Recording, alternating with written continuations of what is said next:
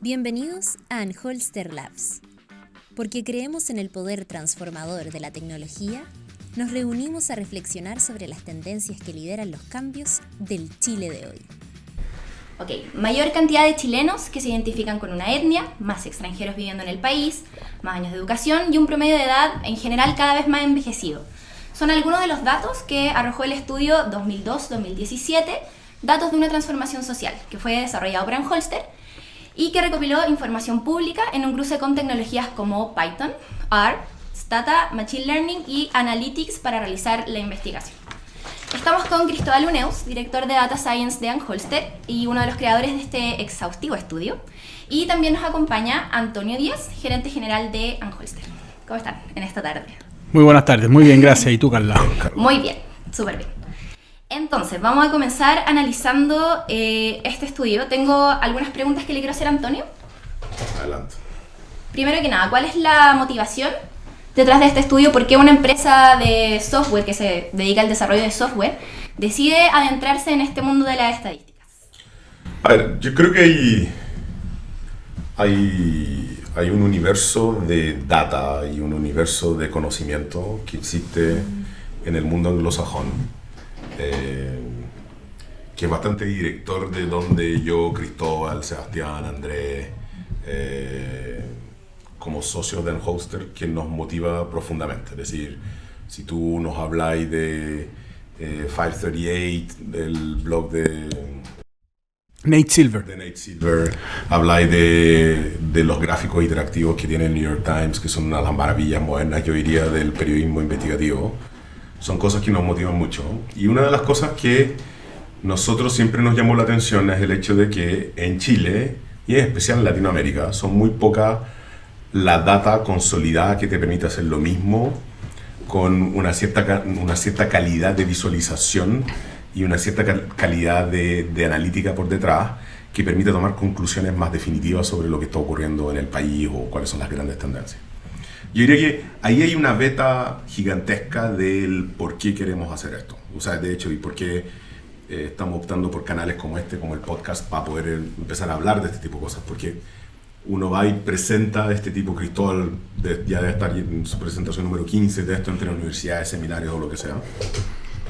Me mira con cara así como de ¿dónde están mis millas LAN de cliente viajero? Pero uno de los puntos es que la audiencia, cuando uno hace esto desde una perspectiva más acotada como un seminario, uno trata de compactar todo esto en 45 minutos y es poco tiempo. Para todo lo que descubrimos, para todo lo que visualizamos y para todo lo que hemos tenido que trabajar en el relato, es poco tiempo. Entonces, este canal nos da por lo menos una apertura para poder hablar de eso. Ahora, el por qué Anholster está ahí es simplemente hay datos. Nosotros, en general, podemos hablar de datos públicos. Los datos de nuestros clientes son datos de nuestros clientes, no podemos hablar de ellos. Pero acá hay un conjunto de historias que son interesantes, que es que tú puedes saber mucho de cómo se está comportando el cliente, el futuro cliente, el futuro ciudadano, el futuro de las políticas públicas, entendiendo lo que está ocurriendo hoy en la data. Y en eso, esa es la apuesta que tenemos nosotros, que es que hablar de los datos va a permitir tomar decisiones más informadas, y cuando tú quieras tomar decisiones mejor informadas, vayan a estar empresas como Anholster para hacerlo. Claro, esa vendría siendo la razón que existe sobre la elección de datos específicamente, porque es un estudio que compila datos sobre un tema en específico, bueno, sobre varios temas, pero ¿por qué esos datos y no otros? Porque yo creo que si uno quiere hacer de cierta forma una serie de tiempo, el censo del 2002 es uno de los, yo creo que es el primer censo en el cual tenemos la geolocalización de la propiamente tal, y Cristóbal ahí puede intervenir con lo que queráis. Es el primer censo que tenemos el OpenStreetMap de las manzanas. Es un censo relativamente reciente y que engloba también varias modificaciones sociales que han ocurrido en Chile durante ese tiempo. Es decir, entre el 2002 y el 2017 hay varios Chiles de diferencia. Hay una liberalización en general de la sociedad que es no menor. Hay una consolidación de un modelo económico no menor. Hay cambios en los servicios públicos propiamente tales, que empieza a existir programas como el Auge, programas como El seguro cesantía. El seguro cesantía. Ahora, eso no quita que los cambios hayan venido de antes, ¿no es cierto? Entonces yo creo que esto es muy importante para los que nos escuchan y han visto la presentación. Nunca queremos pretender decir que el Chile parte del 2002, es la foto que tomamos con los datos, y muchos de los cambios, sobre todo en educación, los inmigrantes, todo, venían de muy atrás. Pero complementando lo que decía Antonio, yo creo que uno de los desafíos que tienen las empresas en Chile en este nuevo mundo más tecnológico es tomar decisiones cada día más basadas en datos. Y nosotros lo que queremos mostrar es que hay mucho más datos públicos sobre nosotros y el comportamiento de los clientes de lo que ellos mismos saben, y por lo tanto puede ser una información asequible, barata y fácil con plataformas como esta.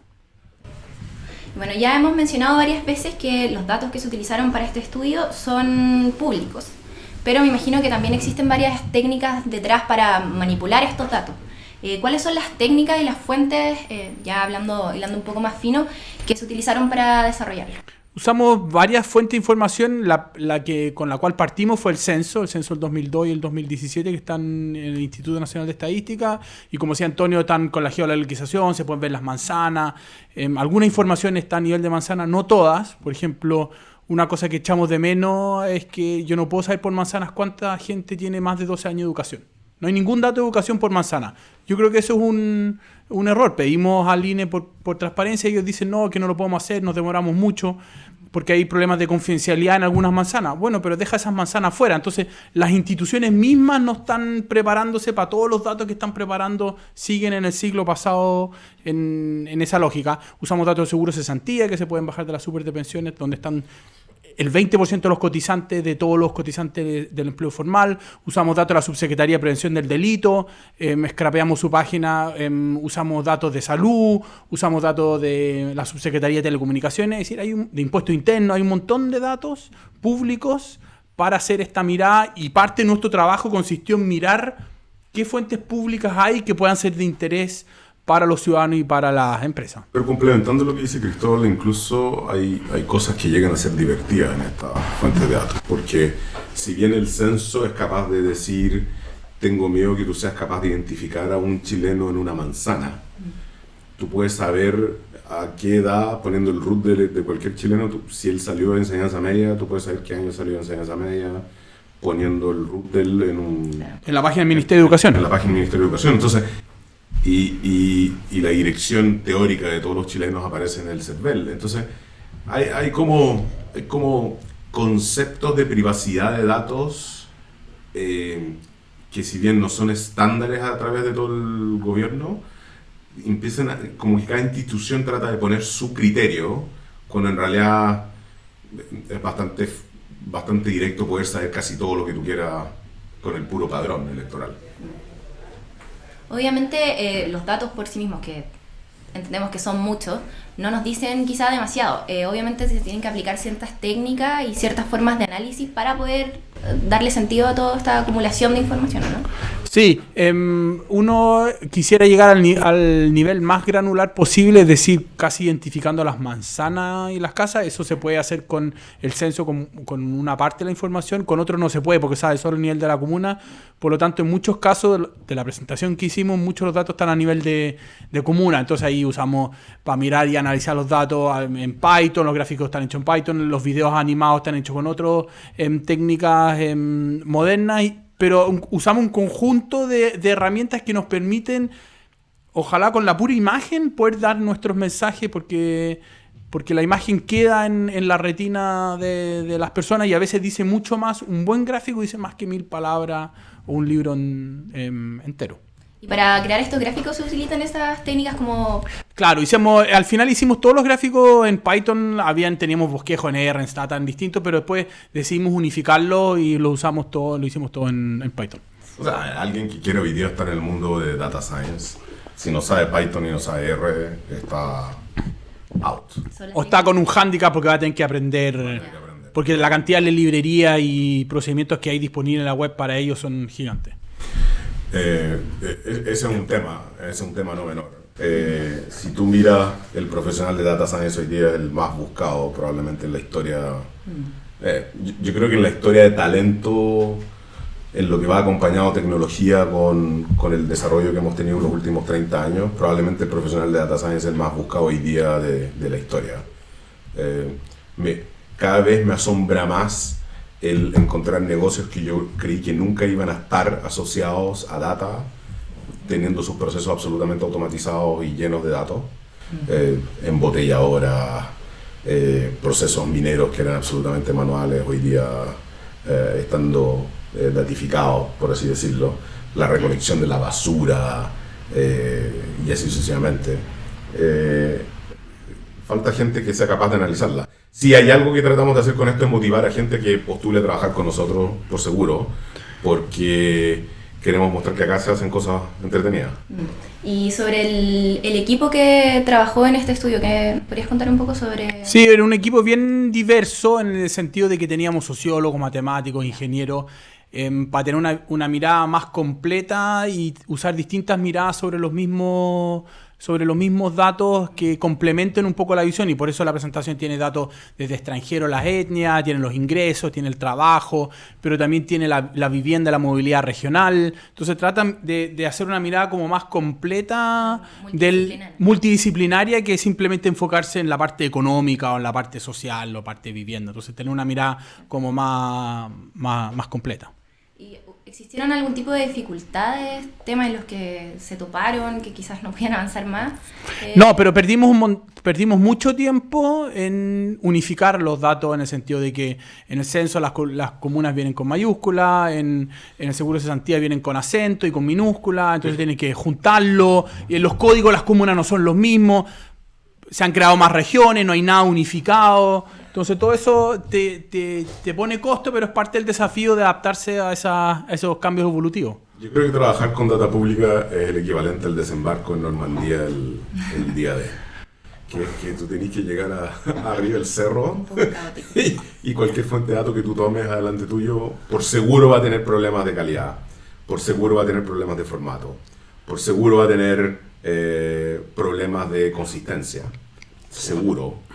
Y uno de los problemas que nos hemos encontrado muchas veces es que darle una mirada interorganismo dentro del Estado hace que se te generen preguntas. Entonces somos unos grandes usuarios de las consultas por transparencia, porque hay cosas que no calzan nomás. Por ejemplo, ahora un caso concreto. Las manzanas del censo no calzan con las manzanas de impuesto interno. ¿Por qué? No puedo entender. Entonces uno puede entender que la historia, quizá ya el censo partió antes, que el impuesto interno tuviera las manzanas, pero alguien podría haber hecho un código para asimilar cuáles manzanas de impuesto interno suman a las manzanas del censo. Nosotros lo buscamos y no lo encontramos. Y así existen otros ejemplos en los cuales los datos públicos dentro del Estado no conversan, porque el Estado tampoco ha tenido la mirada de unificar los datos. Han habido esfuerzo en esa línea y va avanzando, pero uno, claro, como usuario siempre quiere que la cosa avance más rápido. Obvio. ¿Y cómo se hace eso finalmente? ¿Cómo se unifica toda esta data? De hecho, no se unifica. Ese es el gran tema.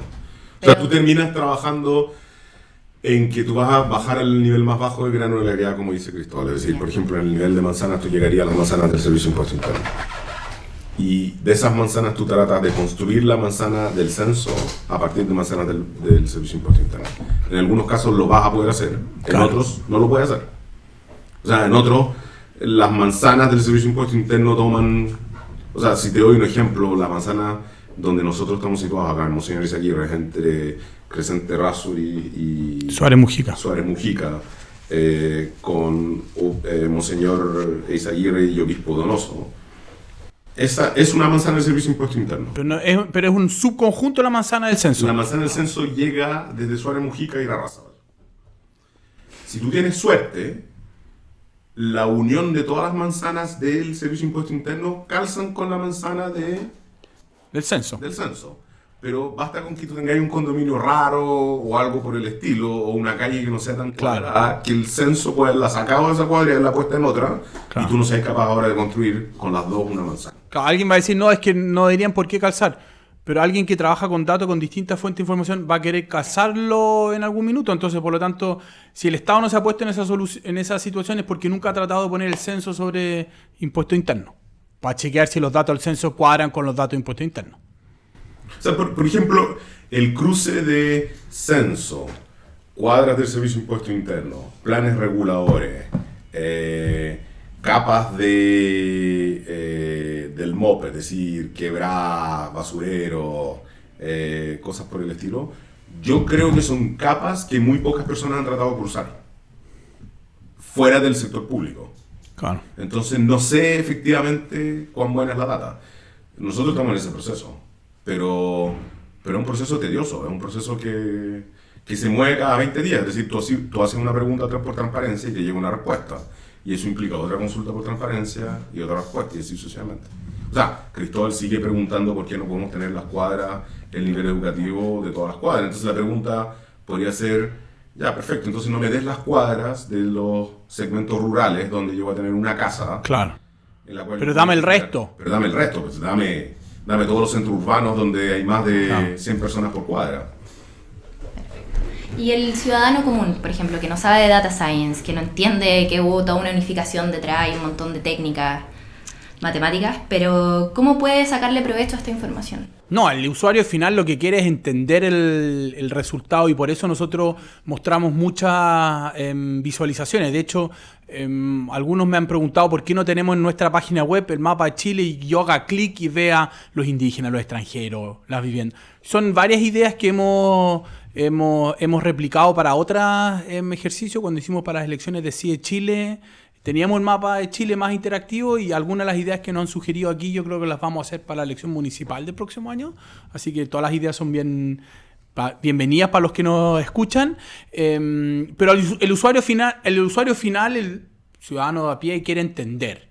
Y esto nosotros creemos una herramienta para entender mejor el Chile que lo estamos construyendo, ¿no es cierto? El tema de los indígenas, los extranjeros. Algunos temas salen en la prensa, otros no, ¿no es cierto? Y hemos visto cómo están mirando las visualizaciones y uno puede ver en qué gráfico están mirando más y otro, y eso por lo tanto uno tiene una sensación de dónde está el interés para futuras versiones. Sí, igual permite ampliar un poco la profundidad del debate a nivel nacional. Exactamente. Perfecto. Ahora yo creo que el rol de un usuario a pie, propiamente tal, o de un usuario que no está metido en el mundo de los datos, es que empresas, corporaciones, el Estado, haga entendible la data. O sea, el rol de los que trabajan con datos no es que ellos entiendan la data, es trabajar con diseñadores, con gente encargada de experiencia en usuario, con los estadísticos, con los sociólogos y con los usuarios finales, en que se entienda. Esa es una debilidad que tenemos hoy día. El que el público común y corriente entienda datos hace de nosotros una mejor democracia, hace de nosotros más participativos, hace de nosotros más educados, y por lo tanto nos hace ser capaces de exigir más, probablemente con los mismos recursos. El transformar Chile en una economía desarrollada, el transformar Chile en un país desarrollado, no es solo un esfuerzo del sector público, es un esfuerzo conjunto que lo tenemos que hacer todos. O sea, este esfuerzo que nosotros hacemos acá de tratar de hacer un podcast que tiene estos micrófonos maravillosos, con estos botones, el botón de mute acá aparece en rojo, pero no sé si está puesto o no está puesto. Pero el hacer este tipo de cosas y este tipo de esfuerzo, no está hablando del tiempo asociado. Es decir, Cristóbal ha estado los últimos 9 meses con Antonio Díaz respirando al lado de él, diciéndole cuándo va a estar lista la PPT, de cómo Chile ha cambiado. Hemos tenido 2 meses de discusiones sobre el título de la PPT. La PPT incluye data granular de todo Chile a un nivel que nosotros no creímos que íbamos a lograr. Hemos tenido que involucrar a diseñadores para hacer entender la data desde el punto de vista de la presentación. Entonces son 8 meses de trabajo arduo, que si yo fuera una empresa privada me preguntaría, ¿por qué eso no es público? ¿Por qué la base de conocimiento respecto a dónde está Chile, a dónde va Chile, no es algo a la cual todas las empresas tienen acceso? Los haría probablemente mucho mejores de lo que hacen ellos hoy día. Yo creo que una de las principales conclusiones del estudio es el brutal cambio que ha tenido Chile respecto a la educación. Uno podrá hablar de la calidad de la educación, si es un mecanismo de igualdad social o no. Se pueden tener todas las discusiones políticas habidas y por haber respecto a si debe ser gratuito o no debe ser gratuito. Pero el hecho concreto es que, si tú tomas las estadísticas de los dos censos, es brutal el cambio de escolaridad que existe en el país. Es brutal. Eso va a cambiar el país. Para bien o para mal nos va a cambiar. No hay vuelta en eso. Y las generaciones que vienen van a tener más escolaridad todavía. Claro. Entonces ahí una de las cosas que nos sorprendió, no solamente en términos del aumento de escolaridad, como mencionaba Antonio, es cómo han cambiado también nuestras urgencias al respecto. Entonces, por ejemplo, en el censo del 2002 no se preguntaba si los niños iban a sala cuna.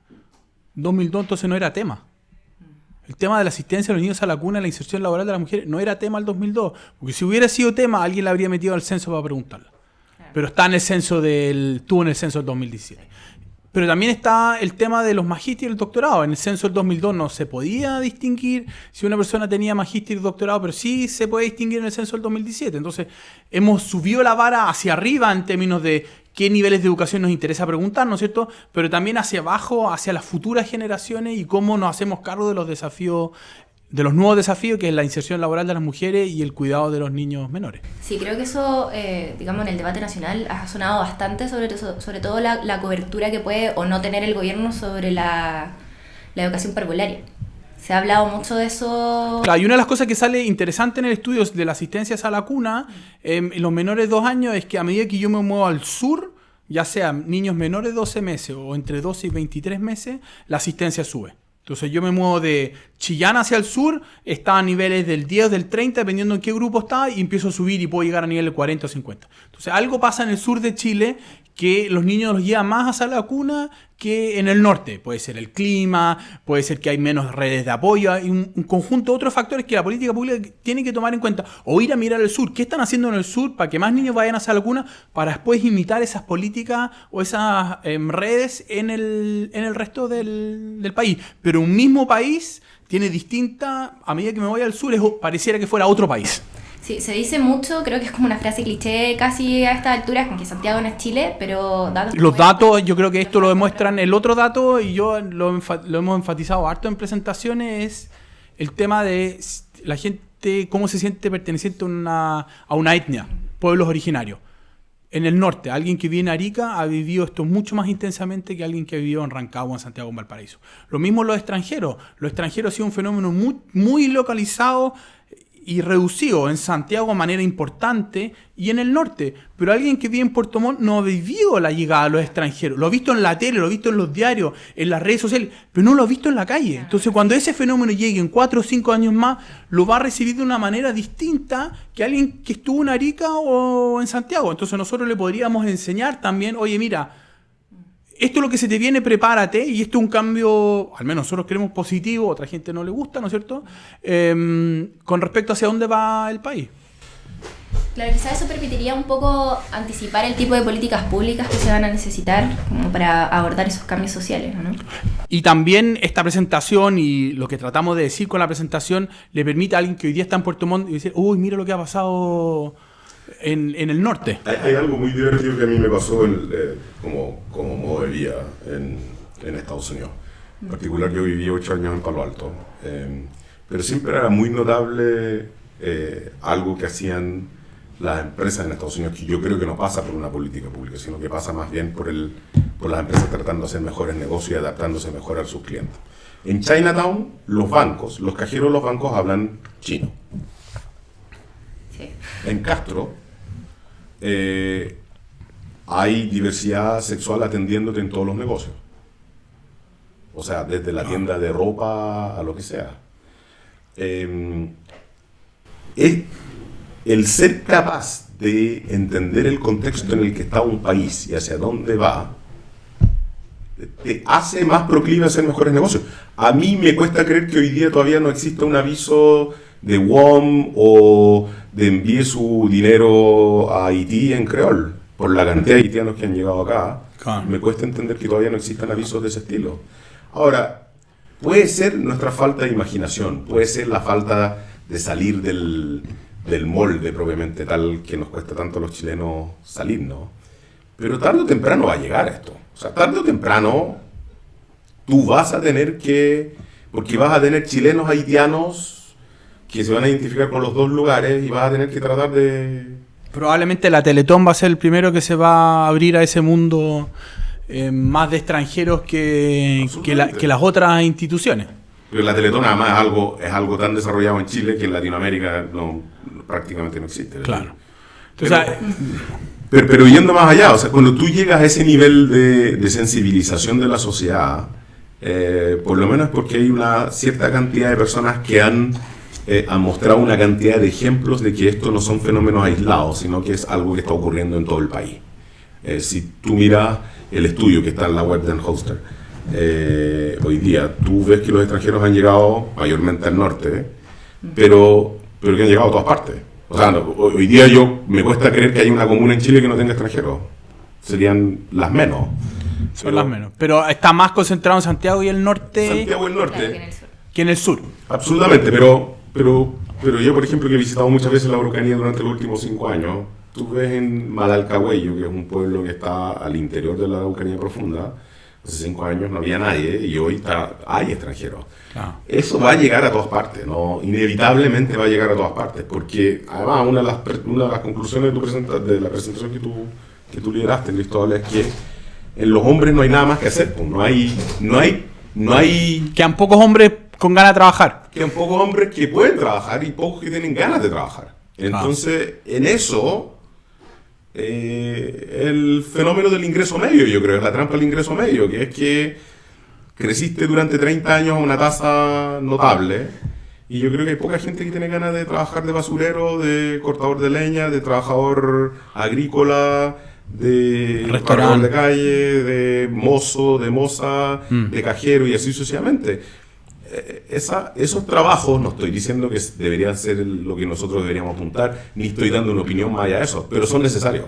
Claro. La sociedad los requiere hoy día. No, y claramente los extranjeros dan un aporte en la calidad del servicio en muchos de estos cargos que el chileno no es su ventaja. No, es decir, yo me acuerdo a Jorge Alí en Festival de Viña y su broma sobre los meseros, ¿no es cierto? Yo creo que refleja muy bien un poco esa ventaja comparativa que tienen otras culturas con respecto a la nuestra. Pero volviendo sobre el tema, los datos, yo creo que nosotros sacamos 2 lecciones, yo al menos saqué 2 lecciones importantes de este trabajo, habiendo conocido y habiendo trabajado independientemente con muchos de estos datos, pero no todos juntos, hay mucha información pública, mucho más de lo que los chilenos creen que hay disponible. Con RUT, ¿no es cierto? No estoy hablando de información pública así nomás, con RUT.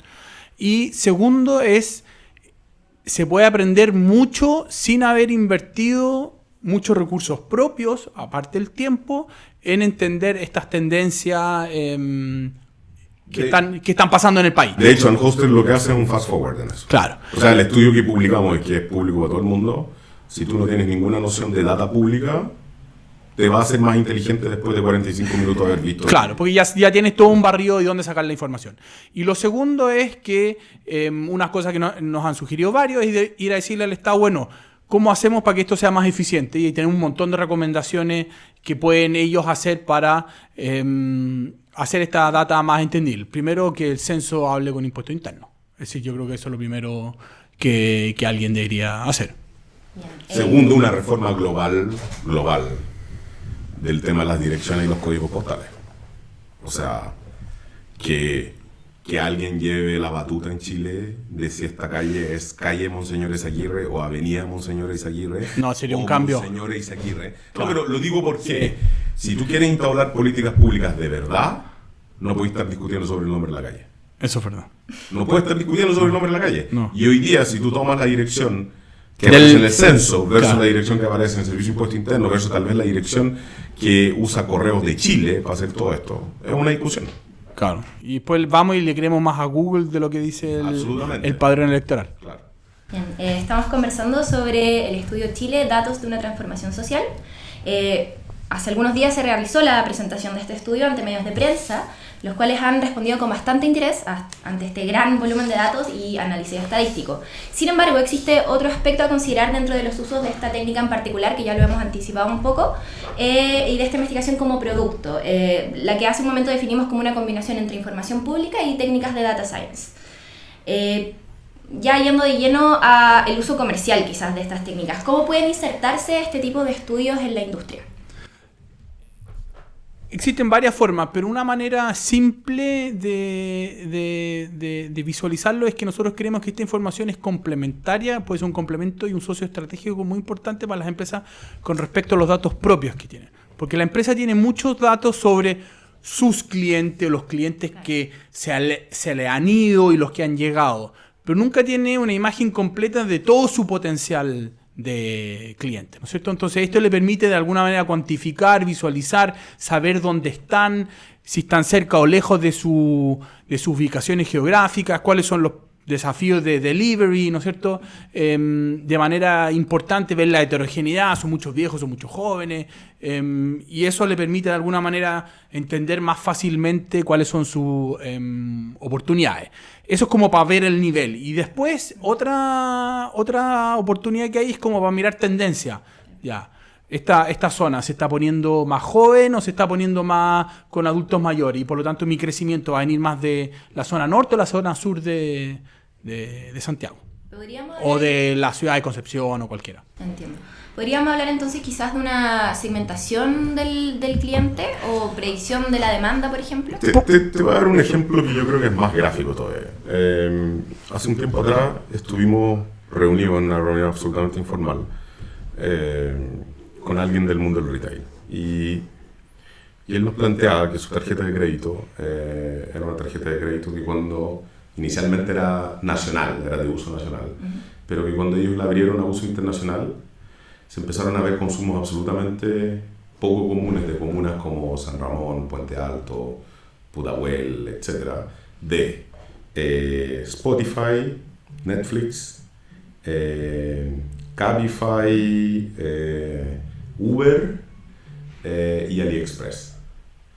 Entonces, si nosotros seguimos considerando en un global que la data pública vive en un lado, es decir, yo sé la participación de esa persona en las votaciones, yo sé cuánto vale el metro cuadrado de donde él vive, yo sé cuáles son los servicios sociales que se prestan en su comuna o que están cerca de él, yo sé si él es una persona que recibe o no una beca por parte del Estado y así sucesivamente.